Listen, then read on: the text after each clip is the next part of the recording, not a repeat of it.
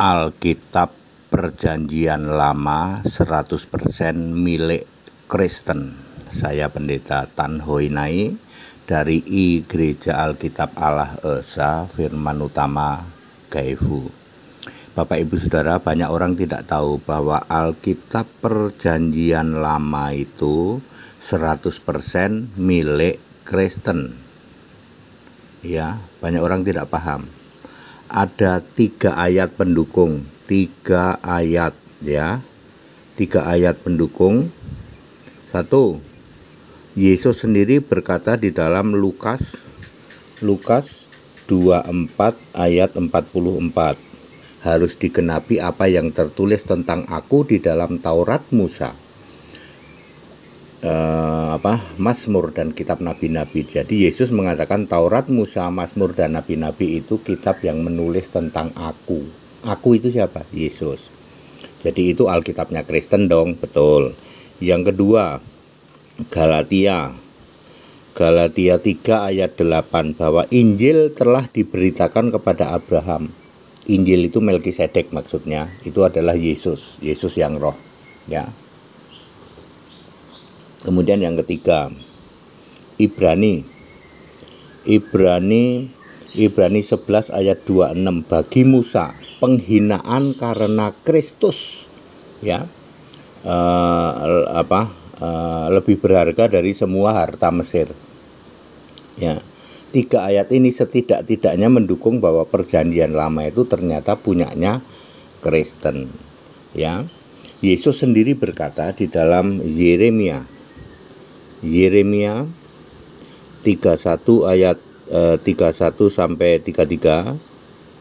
Ini linknya juga ke Ibrani 8 ayat 8 sampai 12. Linknya lagi adalah ke Ibrani 10 ayat 16 sampai 17. Yesus berkata, aku ya mengadakan perjanjianku yang baru, ya, tidak seperti perjanjianku yang lama yang diingkari melulu. Jadi dari dasar ini pun sudah ketahuan bahwa Perjanjian Lama adalah kitabnya orang Kristen. Sekarang mari kita lihat 1500 sebelum Masehi sampai 400 sebelum Masehi ini adalah era PL. Ya. Ini Maleaki, 400 ini Maleaki mati, meninggal. Ini era Musa. Oke. Ini masih normal di sini, Pak. Ini masih Perjanjian Lama normal ini. Ya, ini baru nyeleweng ini, Pak.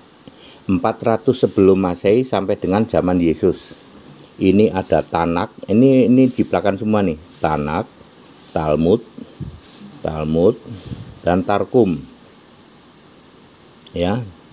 Nah, Tanak, Talmud, Tarkum adalah kitab jiplaan Yahudi. Ini milik Farisi, ini milik Saduki, ini milik ahli Taurat. Itulah jiplaan, mulai dijiplak tahun 400 sebelum Masehi sampai zaman Yesus. Yesus menyebutnya di dalam Matius 23 ayat 2, kamu menduduki kursi Musa.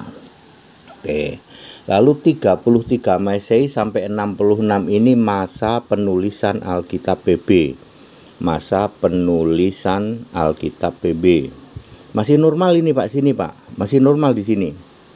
Ya, 33 sampai 66 banyak orang tidak tahu masa penulisan Alkitab Perjanjian Baru adalah 33 sampai 66. Yesus harus roh. Enggak bisa. Yesus harus roh. Enggak bisa namanya menulis Alkitab kok Yesusnya masih fisik manusia di bumi, enggak bisa. Jadi dia harus naik ke surga dulu. Ini dia masa verifikasi PL dan PB. PL dan PB pernah diverifikasi di dalam Septuaginta tahun 70 Masehi, ya, oleh para rasul dan nabi. Ini masih normal, Pak, sampai sini, Pak. Ini dia, Pak, masa kegelapan Alkitab. Abad kedua sampai tahun 1946, 16 abad, Pak. Disinilah, Pak, yang namanya Katolik, ya, Ortodok berperan. Ini menyimpang, disinilah Tritunggal. Sini, Pak, muncul, Pak. Ya. mulai dari Tertullianus, Konsili 325, sehingga Alkitab jalur lurus itu harus disimpan di gua-gua selama 16 abad, Pak. Ini gara-gara kerjaannya orang-orang Katolik nih, Pak, ya. Lalu tahun 1947 ini United Scripture Society, UCS atau United Bible Society boleh juga, ya. Ini disinilah diterbitkan Alkitab King James Version, huruf merah hitam, huruf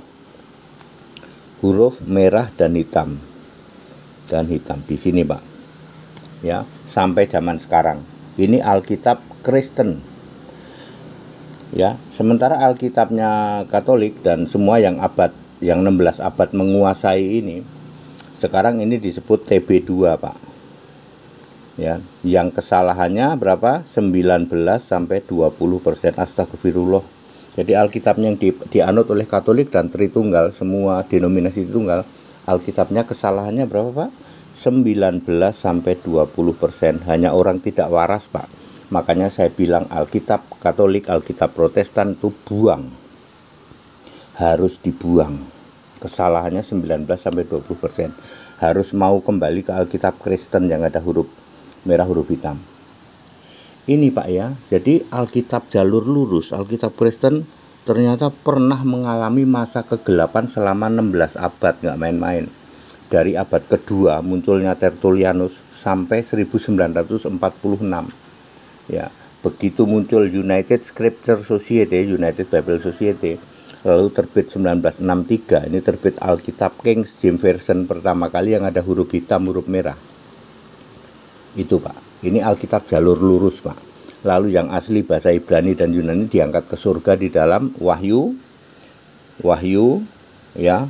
Wahyu 11 ayat 19 ada tabut perjanjian. Ya, disitulah